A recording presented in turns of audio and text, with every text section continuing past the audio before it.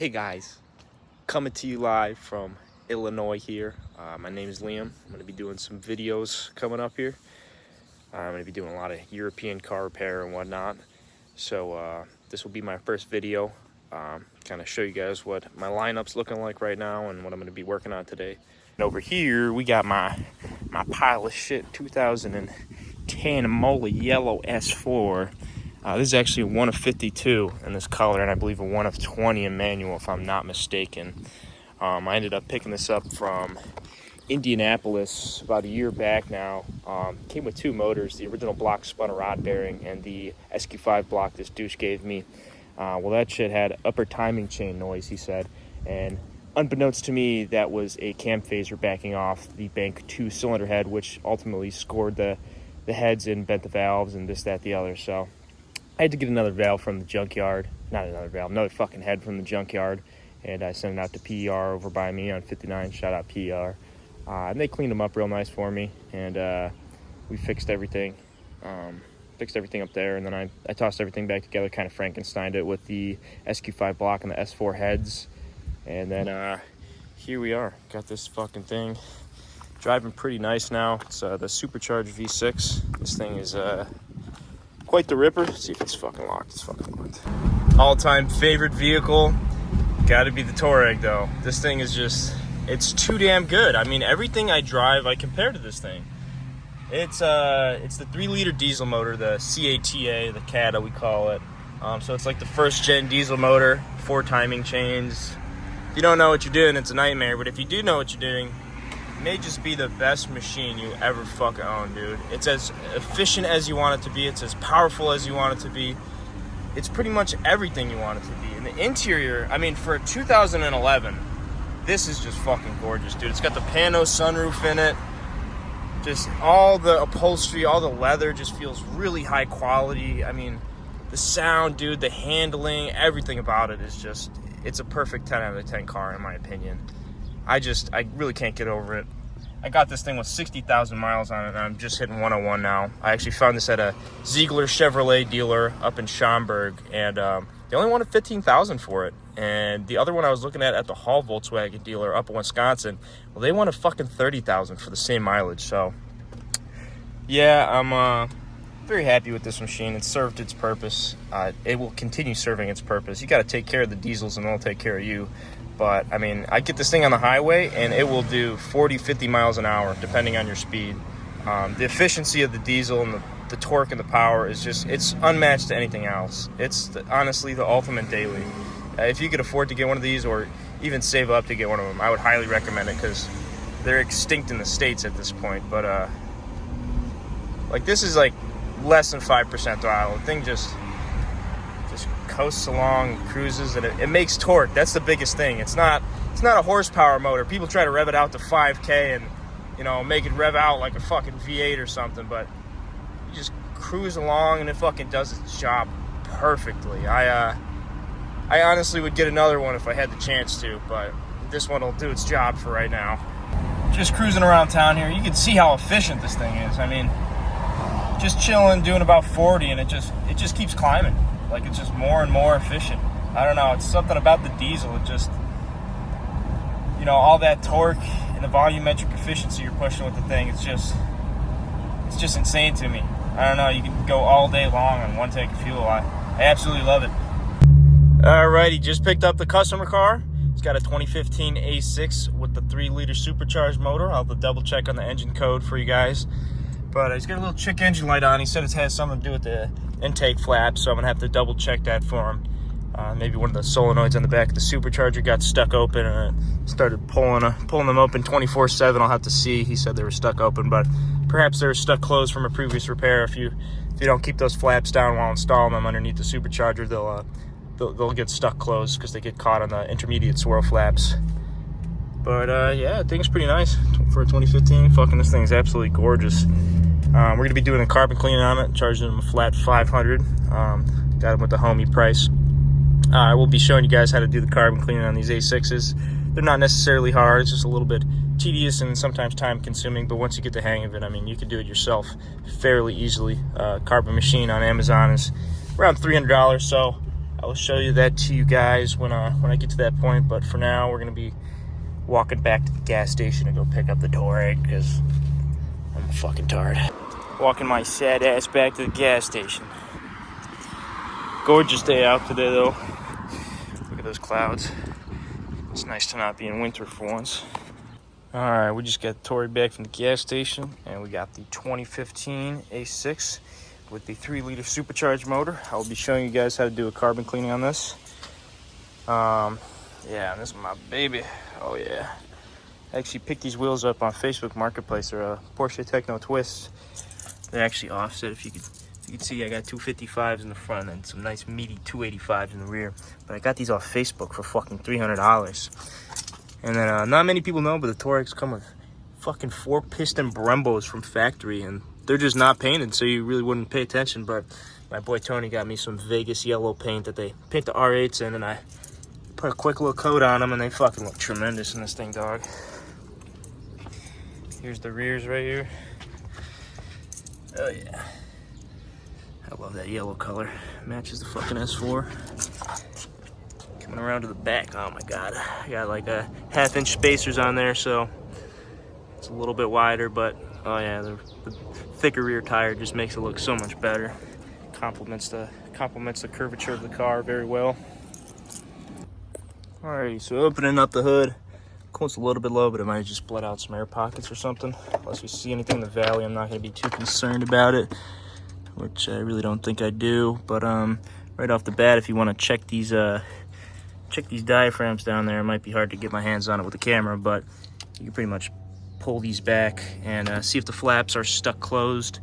And then if you turn the vehicle on, you should see them retract if they're stuck open via this solenoid in the back getting stuck open, constantly supplying vacuum to them. But I'll have to check the codes and see what we're looking at for that. I told him I'd fix it for him for free if I have a solenoid sticking around at work, so keep you guys up to date on that. I still gotta scan it, but we're gonna be driving it down to the shop right now.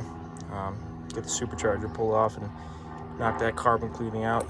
Have it done by the end of the day, even though he's gonna be out of state for the next 5 days, I believe. So let's get right to it.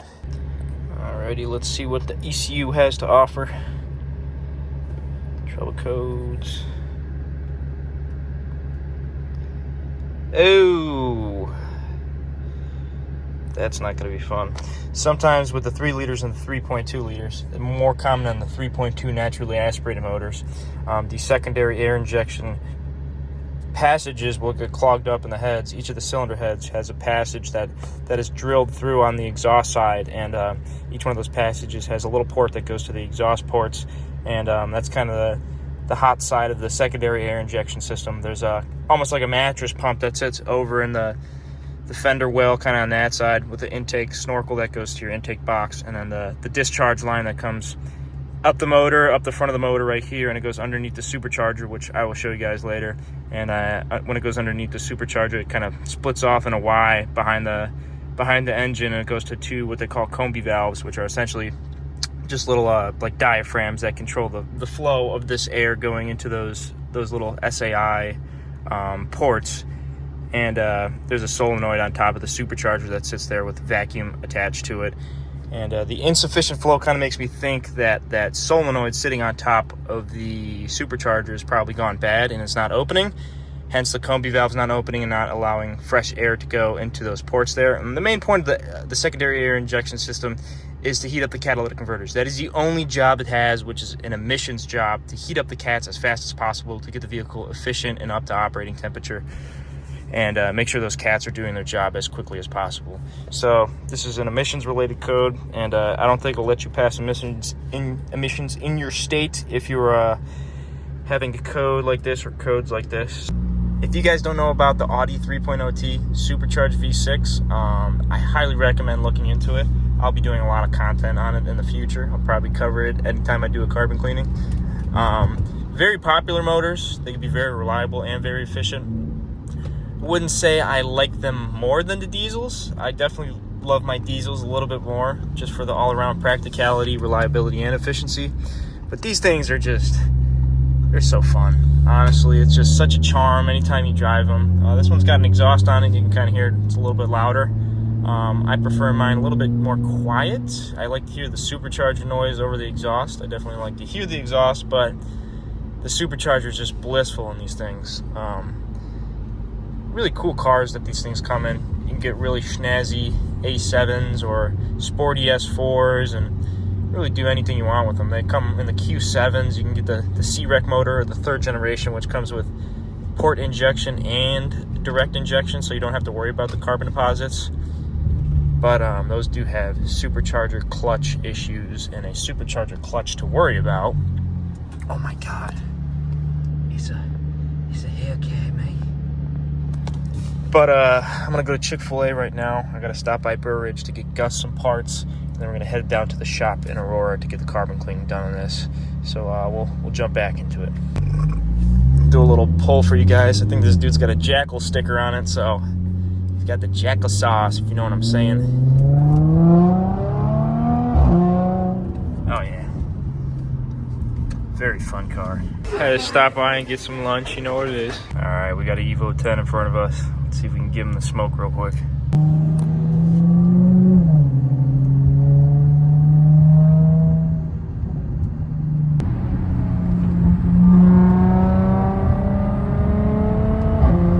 Picked up some parts from the World Pack location. Fucking giant facility. Always get my parts from here if I can. They are pretty good with their shit, very cheap, and it's all OEM quality, so I'll always go through World Pack if I have the option to.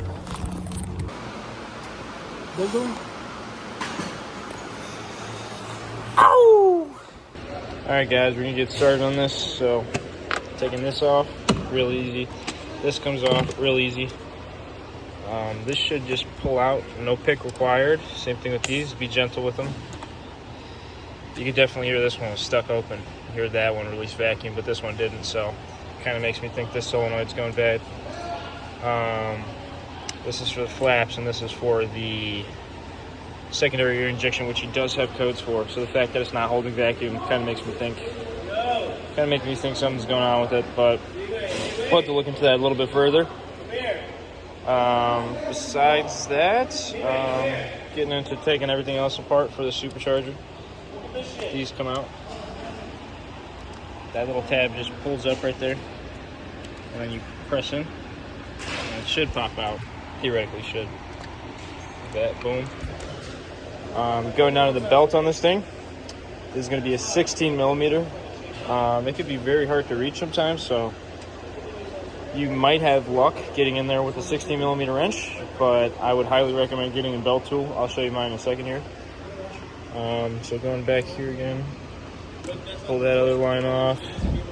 This pulls off right here. You got to pinch these, and it should pull up. You could use a pair of pliers very gently, not to break the plastic. This comes off with a screwdriver right here. I'll take that off in a second. Kind of coming back here. These coolant lines have to come off for the heat exchangers that go through the supercharger right there. So always make sure to pop the cap on this sucker, release any excess pressure. Probably gonna need to suck that up unless you want to make a fucking big mess like I'm about to. So I'll probably stick an extractor down there and try to get as much as I can out of there to eliminate the mess down here. But I'll get back once we do that. Coming back over here, there's gonna be 6 13 millimeter nuts that hold the supercharger on. And there should be a map sensor and then a little regulator for the PCV right there that has to get unplugged. It'll go into the stock intake box or your aftermarket intake right there. Alrighty, I'm going to be removing this intake cowl right here to get a better access for the belt tensioner. Looks like it's going to be 2 T25s, possibly T30. I probably got to remove this one right here to get the other one, which is back there, but pretty sure these are going to be T25s or T30s. Alrighty, I got this kit from Gear Wrench here. Highly recommend this one. Pretty much got every socket and size you need to take off any European belt tensioner. But for this one, we're going to be using 16. And to tension it off, you have to tension it that way. So, yes, this way. Bingo. And then this attaches in here, and we'll take it off. Now that I get it on there, pull it over. I like to rest it on there sometimes. And it should just pop right off like that. Getting it on might be a little bit harder. Might be a little finicky, but it just goes around the crank down there. Comes up around the tensioner, over the supercharger, down on the other side of the tensioner, and boom, right back down there. So, not too hard for the belt. I'm gonna move on to these right after. Moving on to these suckers. First, you're gonna wanna take the cap off like I told you earlier. Second, there's a little T30 right there, that guy. You're gonna wanna remove that because that holds the bracket for these two lines coming up here. And it's gonna be a pain in the ass trying to pull these off if you don't get that T30 off first. I recommend a pair of channel locks for these, but I lost my set, so I'm gonna have to do this. It's gonna be one-handed, but essentially just get the tension off there, pull them down past the nipple, you'll be able to feel it, and then it should pop right off. All right, now that we got these two clamps off, you can pinch it a little bit. Be careful because these lines are plastic right here. Pinch it, and fucking pull it. I would do both of them at the same time just to make sure it's coming out evenly. With that T30 off in that bracket, should just boom, boom, pull off. I'd put a pan underneath to collect anything because it's going to be draining. I like to use a set like this. Clamp on the outside, pulls right off. There's going to be a little electrical connector on here. Same thing like the other ones. Pull that gray tab back, push, and pull. That easy. You'll see these two little tabs right here. That's what I put it on. Pretty much just grab that sucker on there and gently get at it. It can be very brittle, so I wouldn't get on that too much. These, you'll see a little tab underneath the clip right there. Just gently pry it up with a pick. Boom, slides right out. Right here you have the regulator. I'll show you in a second, but it attaches to the intake snorkel right here. You'll see it once I pull it off. Bitch. That sucker right there, that pulls off. This pulls off, goes underneath there. It's probably not going to be coming out too easy, so there's going to be another clip on there. Same style, you gotta pull the little tab back. This is what I'm referring to right here, the PCV regulator. There will be an electrical connection on there, and then there will be one more map sensor post throttle body back here. It's gonna be a bitch to get to with one hand, but it's just a clip, like a push clip. So push it in. Just pop out if you push it right there. We're going to be taking the intake off next, which is pretty easy. Just going to be one little flathead right there. Alrighty, I'm not sure if I showed it in the last video, but once you take the intake off, there'll be a little connector right here for the throttle body. You just pull that red tab back, push it, and it'll pull right out, no issue. If it gives you an issue, stick a pick under that tab right there and just pry it up. You'll see what I'm talking about when you're in there. On to the last step of taking the supercharger off. This is pretty much all basic stuff here. All you need is a pick, 13, T30, and some T25s for those suckers. And now that the coolant lines are disconnected, map connectors are disconnected, all the vacuum lines here are disconnected, the plugs back there are disconnected, this is disconnected, this has to get pulled off right here. Now that all that stuff is off, all you got to do is take off the 6 13mm nuts right here that hold onto the blower, and it should just wiggle off. I would recommend taking this off with 2 people, but if you're by yourself, you could do it yourself. It probably weighs upwards of 70 pounds though, so it can be a little bit heavy. Might be a little bit lighter. Maybe I'm just being a puss, but I'd grab it by right here, and then probably the throttle body right there. I'll take a video when I get to that point, but I'm gonna remove these 6 13mm nuts right now. All right, before I try to pull the supercharger off, the last thing I forgot to tell you guys about, there are 4, 2 on each side of these little T20s, so they're Torx bit 20, on each side that hold these little plastic plates on. Just pull those off, and that'll give you access to the whole supercharger. All right, now you guys get the benefit of watching me struggle with this fucking blower for a little bit. So do yourself a favor, pull all the lines out of the way, make sure everything's disconnected before you fucking snag something.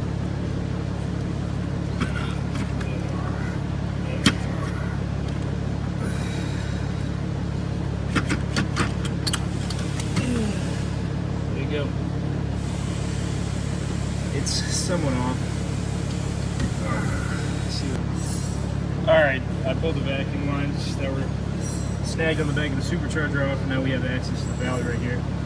First thing you'll note is that there is this sucker right here. It's a little like heat shield slash muffler device to hear the Supercharger device. Some people take it out in favor of a louder Supercharger, which I am totally for. As you get right here, you'll see the belly of the beast right here. This is pretty much the valley. This is your PCV assembly right here. It's this whole thing underneath. Alrighty, the next component we're going to be taking off are these flaps slash the lower intake manifolds right there. There are two gaskets going to need replaced. It'll be the uppers and the lowers. The uppers are green, the lowers are going to be orange. I'll show you what they look like in a second here. So it's going to be pretty easy. There's going to be a few of these fucking Torx bits, T30s. There's going to be 5 of them right here, and 2 10 mils on the sides, and then you're going to need a 17 millimeter wrench for the fuel line right there, and then another few T30s to kind of move the fuel line out of the way with the supporting brackets right there. So if you manually move these flaps, you can kind of get a look down there and see how the valves look. It might be a little bit hard on camera right now, but they're going to be pretty dirty. So going forward, what we're going to have to do is remove these little vacuum lines from the flaps right here.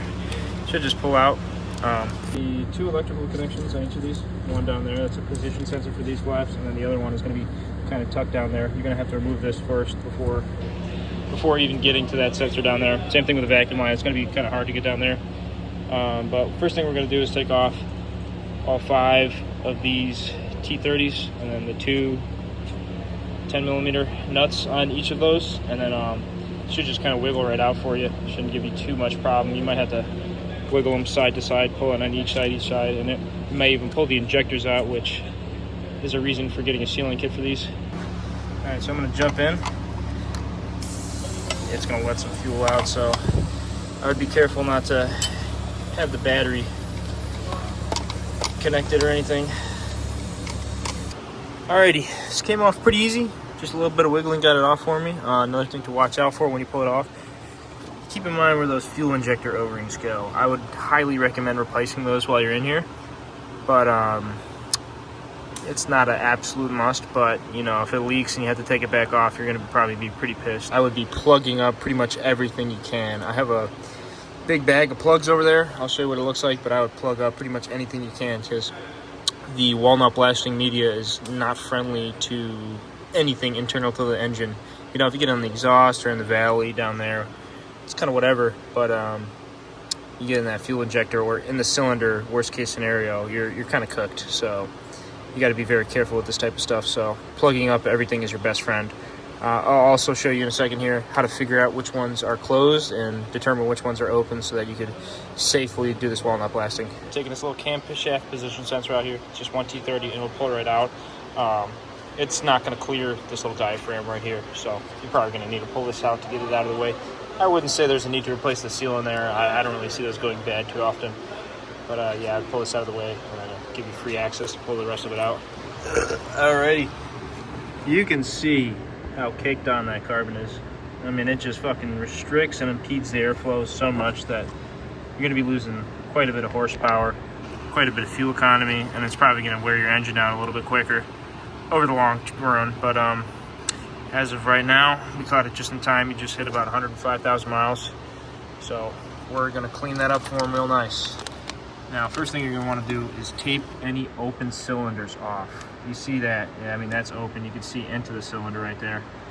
It's pretty straightforward, but sometimes it's not straightforward. Sometimes it might be cracked open a little bit and you can't see it. That's why I recommend putting some brake clean on all the ones that you think are closed. And if they hold brake clean for a little bit, you know they're good. But if they leak down relatively quickly, you know they're open. And I would tape it off as well.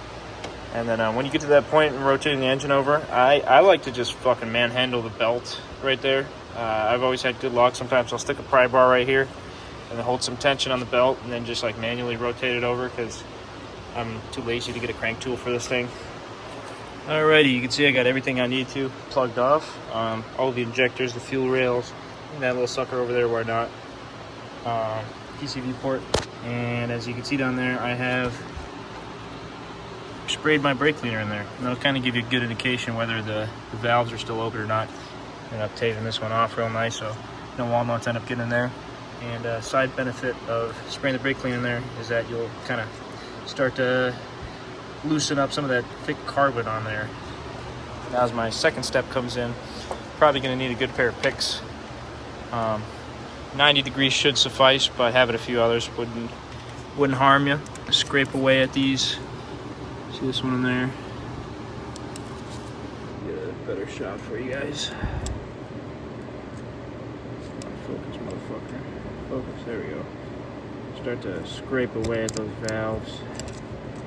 See the majority of the carbon just flying right off.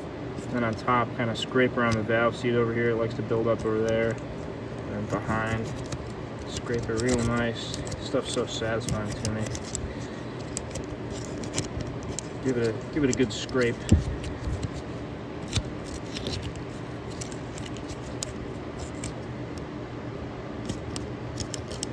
Kind of continue through doing every valve like that, getting the majority of the chunks off, the big debris. And if you feel like it, continue to spray with some brake clean to help loosen it up before we get into the walnut blasting portion of things. Once you get done scraping the valves, I would recommend putting some tape on the edge of the intake ports like I did here.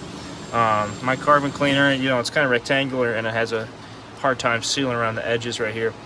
So I do this and then I get a pretty good seal out of it and don't really have any walnut shells flying around everywhere. Alright, this right here is my carbon cleaning setup. You can get these off Amazon for roughly $400. It's essentially a shop vac, a compressed air outlet to the gun, and like a collection tank all in one. It'll come with a bag with walnut in it. You dump the walnut in there. Not in there, that's the filter. Take that out first and you can see all the walnut in there. See how fucking dirty this shit gets. But yeah, the walnut will go down there.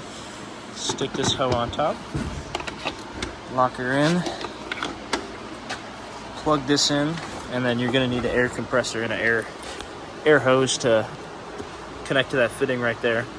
And then once you turn it on, the vacuum will go on, and then compressed air will come up through here, shoot out, and it'll use the Venturi effect to draw the walnuts from the bottom of the tank right there, and then you'll be able to spray off all that carbon relatively easy. All right.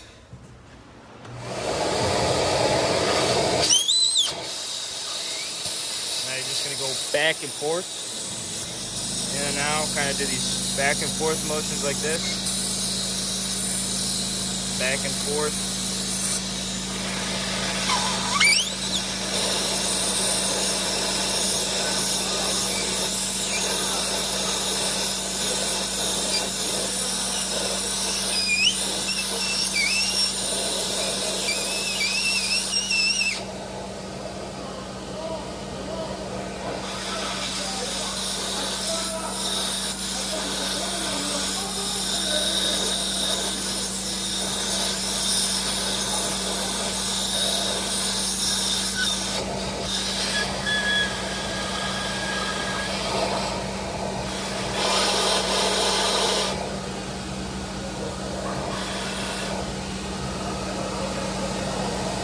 All right, with that 2 minutes of blasting we just did, this is how they're looking already. Looking pretty good. You're gonna have to get in there with the pick again, scrape off some of that excess carbon around the valve seats, and make sure to get up by that valve stem up there behind it. That's where the carbon likes to hide. But yeah, I would say just repeat that process. You know, get in there with the pick, clean it up a little bit, and then blast it again, and then it should be getting your valves nice and pretty. All right, so going through it, I probably spent about an hour now just going through each one of the ports and spending some time on it, scraping it, letting it sit a little bit longer, kind of going back and forth and working my way down. And I'd say it's looking pretty good now. If you can see in there, it's starting to look way, way cleaner than they did before. So big thing is to make sure you're picking around the spots you can't really see, which would be like, you can't see, behind the valves right there. You can see just all the carbon that hides behind there. So make sure you get a good set of picks and get behind there. And then the other spots would be up here behind the seats. Showed you this previously, but carbon likes to sit up there, so let's see if you can get as much as you can around from out there and below here, and then go around the seats and kind of scrape the walls to do the best job you can. And finish up blasting, and then it should be about it for the carbon cleaning portion. Alrighty, so I spun the motor over, and now these valves are open, and then the last set are closed. Normally, anytime I do this, there will be 2 sets that are open, so you might have to tape off 2 initially, but I got lucky this time and only 1 was open. But yeah, so just rotate the motor over, and you should be good to clean that last one once you fill it up with some brake clean and make sure that it's absolutely sealed. Alrighty, so after rotating the motor over, we got that last set of valves cleaned. I'm gonna spray them down with a little bit more brake clean and vacuum up anything, because I did clean up this surface real nice with this 3M Rotolock yellow disc. This is specially formulated for aluminum, so it's not gonna damage anything, but it'll give you a real clean finish for your gaskets to go onto. Then I'm gonna spray everything down with brake clean and suck it up again, just to make sure all those little bits and pieces are out of there before we start reassembling everything. And then I got a fluid extractor here. It's not completely necessary, but you will get some coolant and gas in the valley here, so I'm going to wash all that off and extract all the fluid out best I can, but the water will evaporate pretty quickly, so that's going to be the next step here, and then I'll keep you guys updated what we're going to do next. So when you're installing the swirl plates right here, ensure that they look like this and they're going up just a little bit. If they look like that, you got to flip them over, because if you look inside, you're going to be choking the cylinder out at that point. This is how they should be installed, and you can kind of see how correct it looks. The point of these plates is to kind of promote like a swirl effect when the air is going into the cylinder. When they're closed, you get very high velocity and low volume, so like low end torque, and you get a nice swirl effect as the air kind of wants to tumble around this plate right here. And then as it opens up, you get that same effect, except all the volume from the top and the bottom chamber. So make sure to put these back in, make sure to put them in correct, kind of facing upwards like that.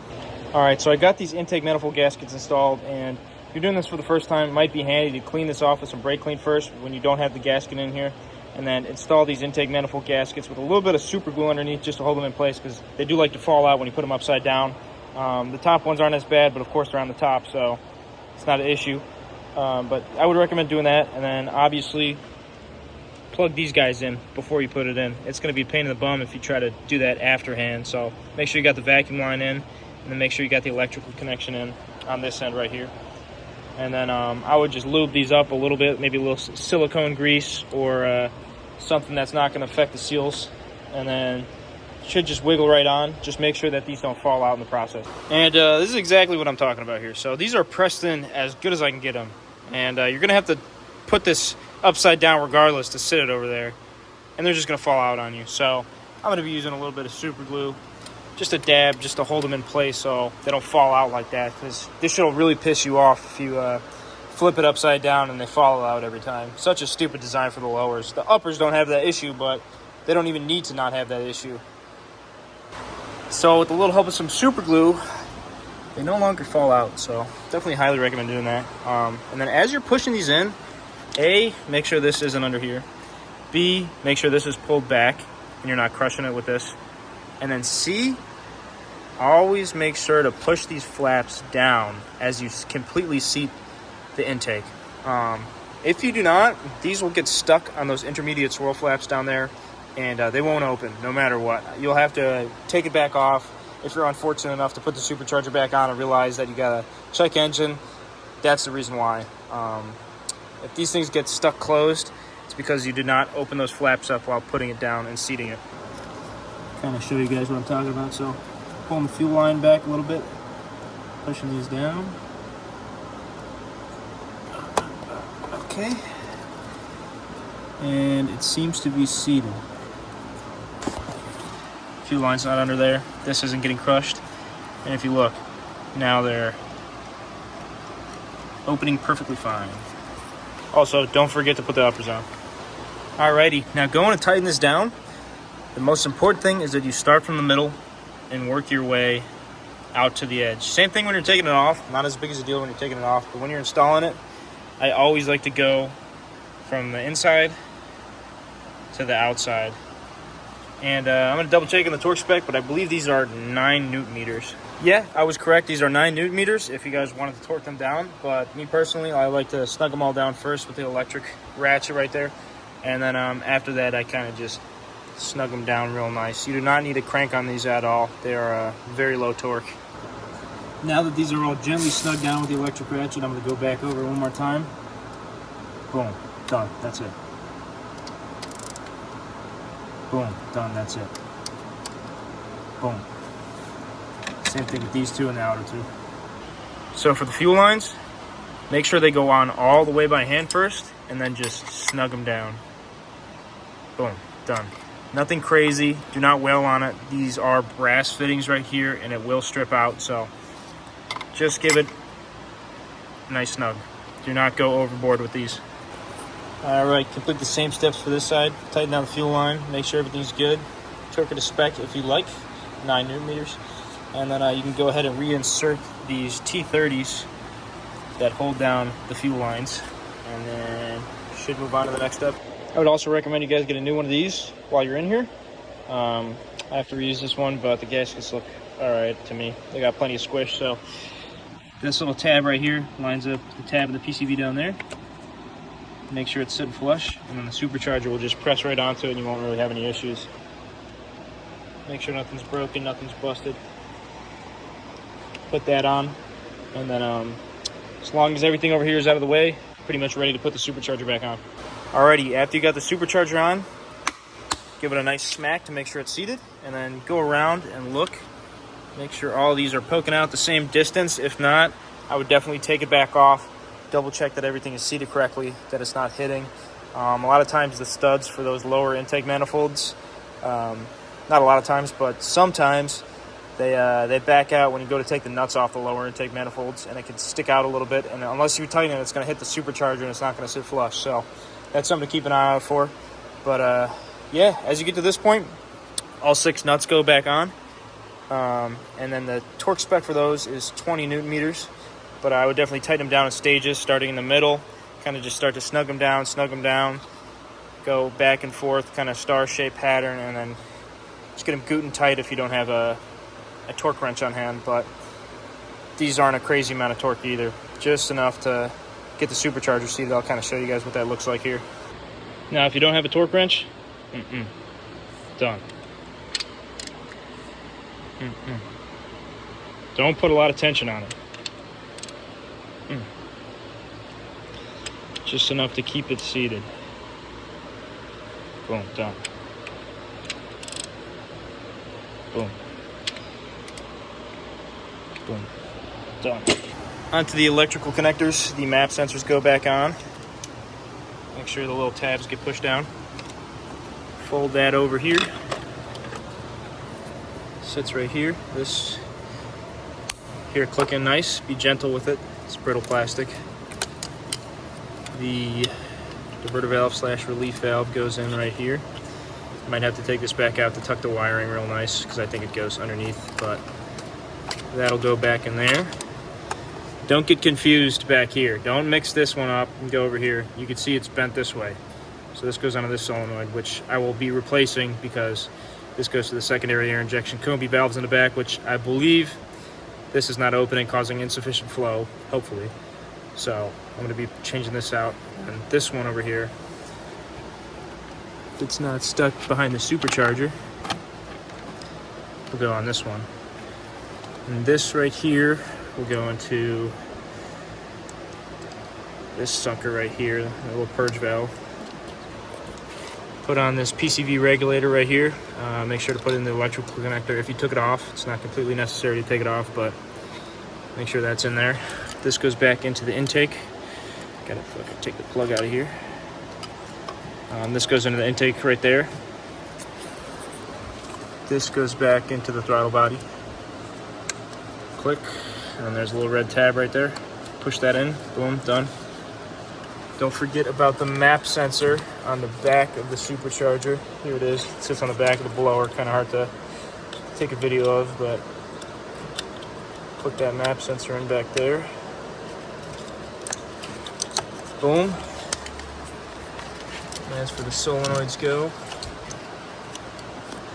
the one that's a little bit longer is going to go to the left, and this one's going to go on this one. But I got to change this one out, so I'm not going to put that on for right now. Put that in. These suckers just go in front here. There's the vacuum supply coming from the vacuum pump, so these will go on right there. I got to kind of unkink it down here. I think it's kind of jammed in the supercharger, but that should be a majority of the electrical connectors. You pretty much remember everything else you took off. And then as we come to the front of the supercharger, these go back on. Make sure they're clamped real nice up high. Put the T30 back in, and then make sure to get that 16 millimeter down there. Put the belt on, and it's pretty much the same as the disassembly procedure, but in reverse. So I will get back to you when that's done. Alrighty, the intake is back on. Tube for the PCV regulators going back on into the intake. All the wires are plugged in. Got that T30 back in there. These are on. Filled her up with coolant real nice. Let's give it a crank. Now, the first time starting this up, you're going to get a very long crank as the high pressure fuel system has to build pressure again. So don't be alarmed.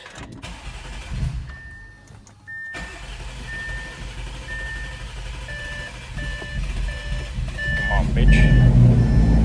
There we go. And once again, she's alive. Let's get some fucking AC on inside in here.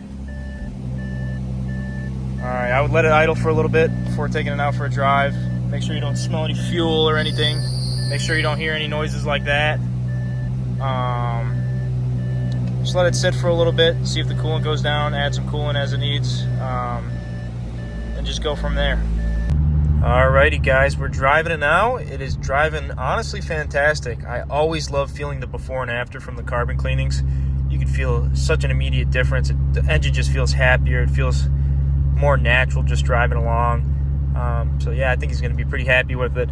But I did have an extra one of those secondary air injection solenoids sitting in my box, so I threw it in there for him and cleared the code. So we're going to do a few cold starts and see if that fault comes back or not, but I have a feeling it's that solenoid considering it's both banks. But yeah, if you guys enjoy the content, if it helped you whatsoever, please subscribe. I would really appreciate it. And if you guys have any further questions or comments, feel free to leave them in the comments below. But I think that's it for this one. Thank you guys again for watching.